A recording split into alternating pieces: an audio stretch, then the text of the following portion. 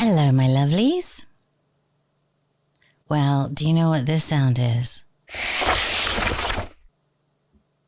That is the Temple of Man, the big one.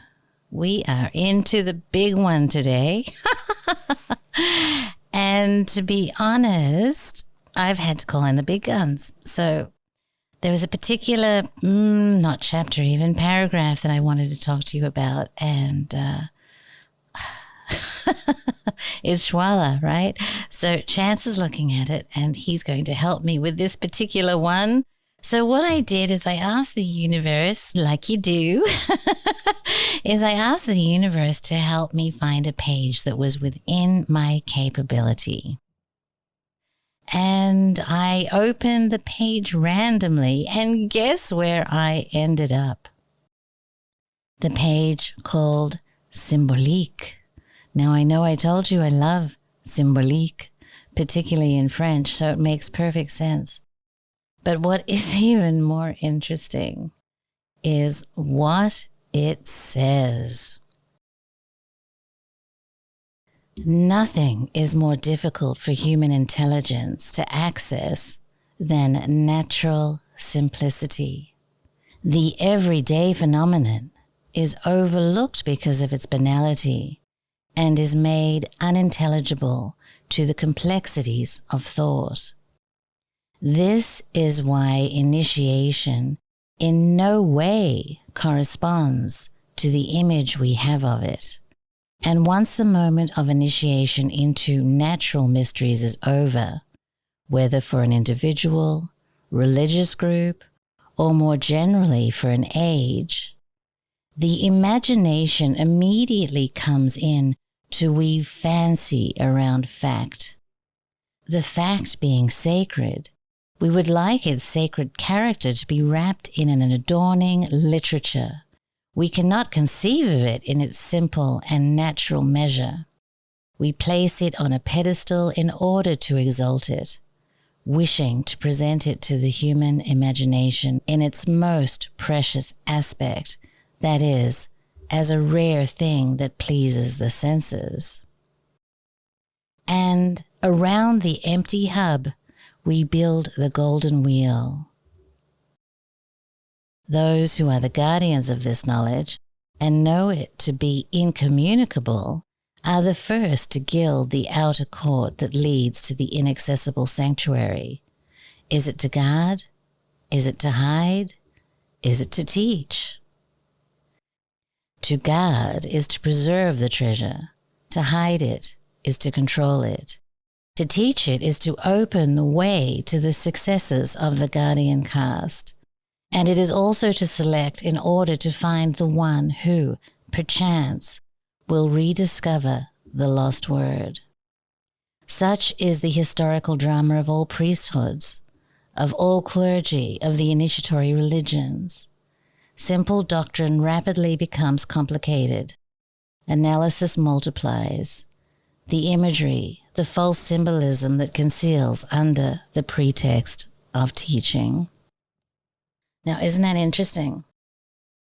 And I tell you what, I don't know if I would have comprehended that a month ago. And the reason is because I have recently found myself in Thailand. Chance and I decided that it was time for us to escape prison camp Australia. And we were considering where in the world would we feel most comfortable. And I have been blessed to be visiting Thailand since I was a very young child. And one of the things that I always loved, even when I was really too young to fully understand what was happening, is the generous spirit of the people here. I don't know if you're like me at all. You've kind of probably played around with the namaste And if you've listened to Max Egan, you are familiar with the In Lakesh. And then there's a Hawaiian one too. Mahalo, mahalo. And in Thailand, there is a greeting that is, I researched it and it says that it's based on the wa. But what you actually do is you say, Sawadee-ka, if you're a woman, and Sawadee-kap, if you're a man. And to do the Sawadee-ka, it's very much like the Namaste, where you put your hands into prayer position and look at the person in the eye and you say, Sawadee-ka. Now, when you look any of these up on Google, basically the definition that you get for all of these words is a respectful greeting said when giving a namaskar. Namaskar is the prayer position of the hands. The best one that I could find was when saying namaste to someone, feel your heart full of love, kindness, gratitude, and respect towards them.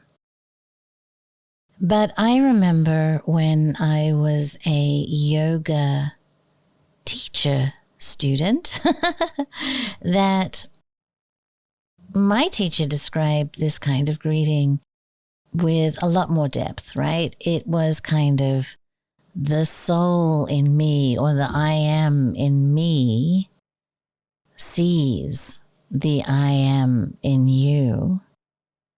See being a very diminished term, more like reflecting and honoring the I am, right? Or the soul.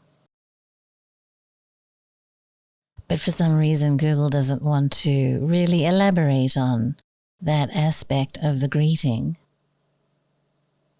Now, when you're walking around an American department store, I remember when I was young and I first came to America, you would walk around and you would visit a counter and the people would say, have a nice day, have a nice day, have a nice day.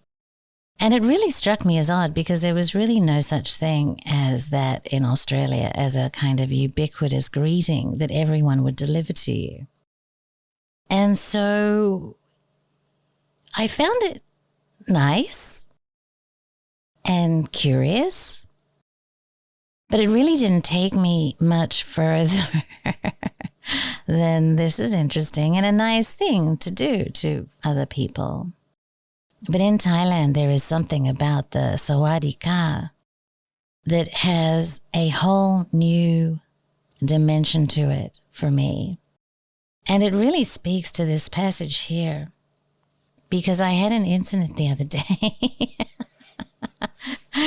that kind of brings the simplicity of the initiation, really grounds it in reality.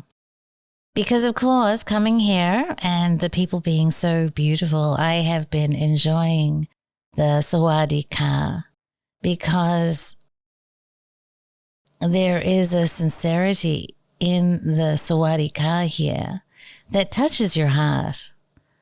It's so absolutely beautiful. And I don't think that I have had one. I don't think I've had a throwaway one yet. I think every single Sawadee-ka has been meaningful. But I was in a department store, well, more like a Kmart, right? The Kmart of Thailand the other day. And there was this really large Thai girl behind the checkout counter. She was probably twice as tall and twice as wide as every other Thai girl that I've seen in the area. And she began to check out my goods, and she didn't look at me once. And I thought that was kind of interesting. But anyway, I was fine with it. The big box stores here seem to be the place where the Thai people are least in their bliss, and that makes a lot of sense if they're run anything like the big box stores in the rest of the world. But at the end of it, I sawadee-ca'd her, and this large Thai girl that had been hunched over to do the clicking on the keys of the checkout, she stood up to her full height.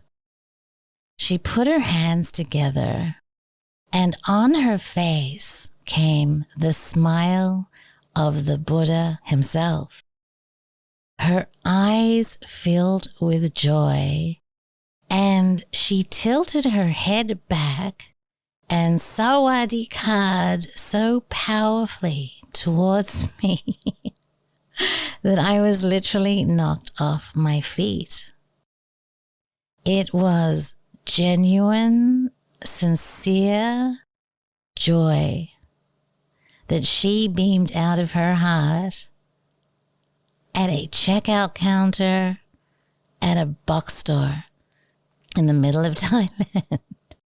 And it stunned me. I felt like I had been run over by a truck at the sheer bliss of this momentary experience. I was initiated into the natural simplicity of the sawadee-ka, the everyday phenomenon overlooked because of its banality. And it was a true initiation. All the namastes, all the in lakeshes, and even all the sawadees that I had done up until this moment were a pale reflection of what this Thai girl gave me, this gift that she gave me. This is how a namaste, a mahalo, or a sawadee-ka is supposed to be done. And I know that for myself, accessing the joy that I had seen in her eyes has been truly so hard for me for such a long time. But she didn't take me by the hand, but she put me in a situation where I was able to understand really what this greeting is really all about. And it broke my heart wide open.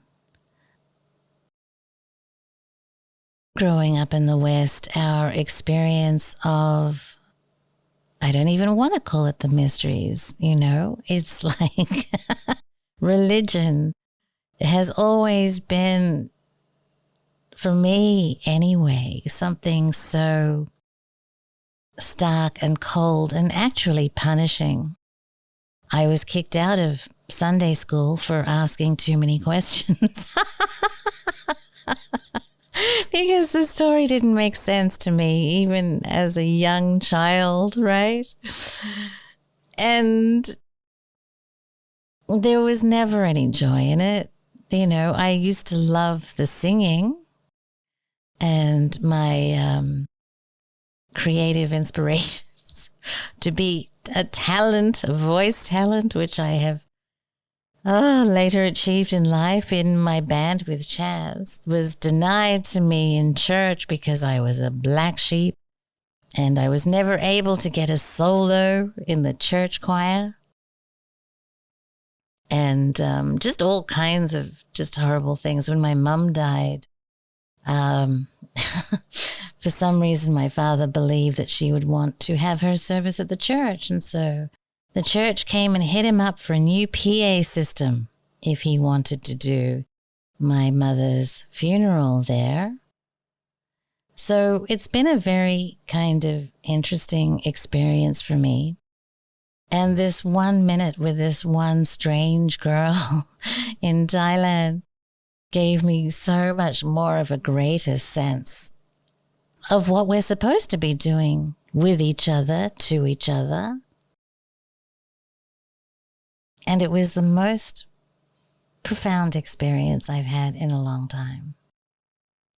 So Schwaller nailed it. And to be honest with you, Schwaller has nailed so much in this book. I was reading it, as I said, and there's like 6 things that I've spent 3 hours on probably altogether in my podcast that he's done in 2 sentences. And it really occurs to me, like, did I read this 20 years ago and didn't understand it, but it soaked into my psyche. And now I've been able to bring it out in my own words. And I think that I'm so brilliant, but it's really just Schwaller seeping through, pervading my being. But it's fabulous work. It's absolutely fabulous work. So I hope you have enjoyed this little brief one, my loves. More soon, and we'll get a chance to come in and bring the big guns, because there's some big ideas here that are just mind-blowing that we want to share with you. So more soon. And most importantly, Sawadee Ka.